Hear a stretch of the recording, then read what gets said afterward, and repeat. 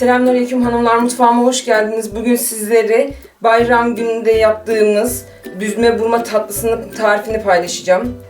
Hamuru için 1 adet yumurta, içerisine 1 çay bardağı suyumuzu ilave ediyoruz. Ardından 1 çay bardağı yoğurdumuzu ilave ediyoruz. Ve içerisine 1 çay bardağı sıvı yağımızı ilave ediyoruz. Biraz un ilave edip karıştırıyoruz.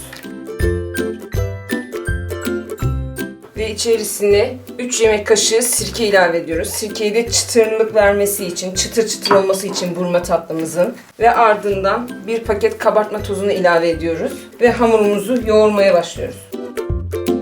Evet, hamurumuzu iyice toparladık, iyice yoğruldu. Şöyle tezgahımızın üzerine unu serpiyoruz. Hamurumuzu tezgahımızın üzerine alıyoruz. Toparlıyoruz hamurumuzu. Ve hamurumuzu bezelere ayırıyoruz.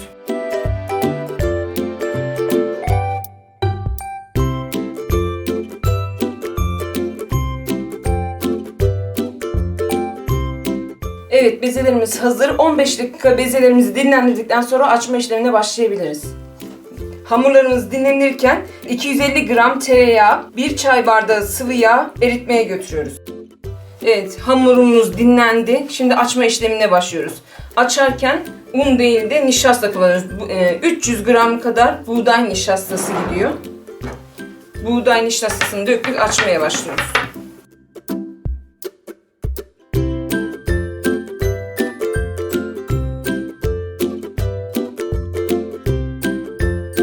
Gördüğünüz gibi hamurumuz çok güzel, incecik açıldı. Bu kadar yeterli olacaktır. Hamurunuzu ne kadar ince açarsanız burma tatlımız o kadar çıtır çıtır ve güzel olacaktır. Ortadan hamurumuzu kesiyoruz. 300 gram çekilmiş cevizimi üzerine ilave ediyorum. Ve burma tatlısı için böyle ince oklava kullanacağız. Kalın olmaması için. Her yerde temin edebilirsiniz bunu.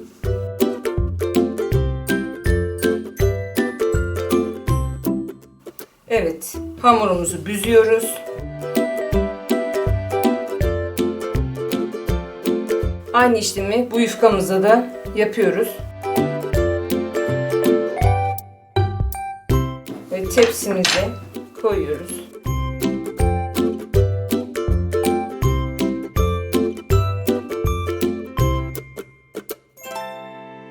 Bu şekilde tepsimize dizilme işlemine devam ediyoruz.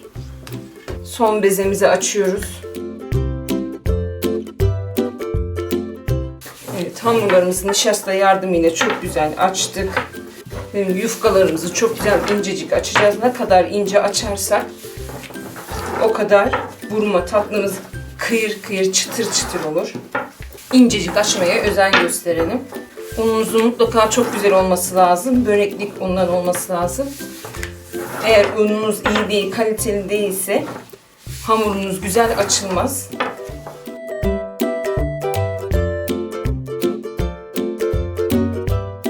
Gördüğünüz gibi hamurumuz çok güzel incecik oldu. Bu kadar yeterli olacaktır. Gördüğünüz gibi bu kadar şöyle zar gibi oldu. Bu kadar ince olursa hamurunuz o kadar, tatlımız o kadar güzel çıtır çıtır olacaktır. Hamurumuzu tekrar ortadan ikiye bölüyoruz. Ve içerisine cevizimizi ilave ediyoruz. İnce oklavamızda sarma işlemini yapıyoruz.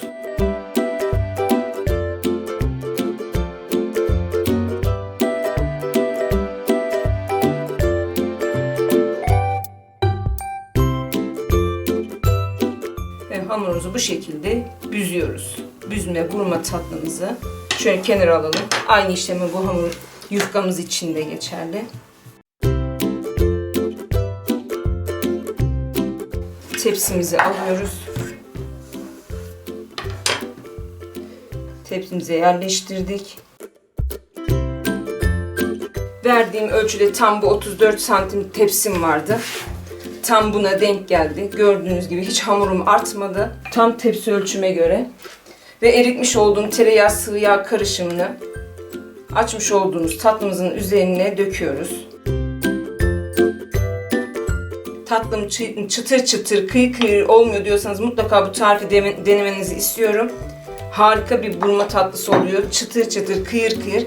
Evet, tatlımız hazır. 170 derecelik fırınımıza gönderiyoruz. Evet hanımlar, şimdi tatlımızın şerbetini hazırlıyoruz. Çeyrek limonu da içine atacağız kaynadıktan sonra. 1 su bardağı şeker ilave ettik. Bu ikinci su bardağımız.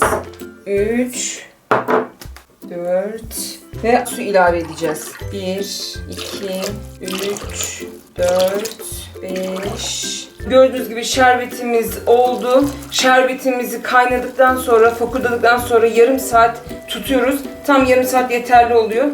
Evet, şerbetimizin altını kapatıyoruz. Soğutmaya bırakıyoruz şerbetimizi. Evet hanımlar, gördüğünüz gibi burma tatlımız nar gibi kızardı. Fırından çıkardık. Tatlımız ılık. Şerbetimiz de ılık olacak. Eğer çıtır çıtır bir burma tatlısı elde etmek istiyorsanız mutlaka, ben her zamanki tariflerimde paylaşıyorum. Mutlaka şerbet de ılık olacak, tatlımız da ılık olacak. Eğer bir sıcak olursa hamurlaştırıyor. Ben çok kez denedim. Gerçekten çıtır çıtır, kıyır kıyır olmasını istiyorsanız sakın o cöz sesine aldanmayın. Şerbetiniz de tatlınız da ılık olacak mutlaka.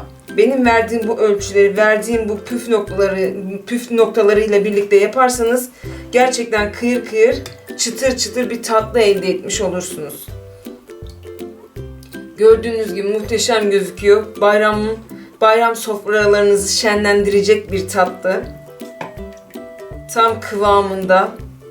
Evet hanımlar, tatlımızın şerbetini döktük. Çekmesi için dinlenmeye bırakıyoruz. Evet hanımlar, tatlımız şerbetini çekti. Yemeğe hazırdır. Çok güzel bir burma tatlısı oldu. İnşallah tarifimi beğenmişsinizdir. Yeni tariflerle buluşmak ümidiyle videomu beğenmeyi, kanalıma abone olmayı unutmayın. Şimdiden afiyet olsun diyorum. Allah'a emanet olun.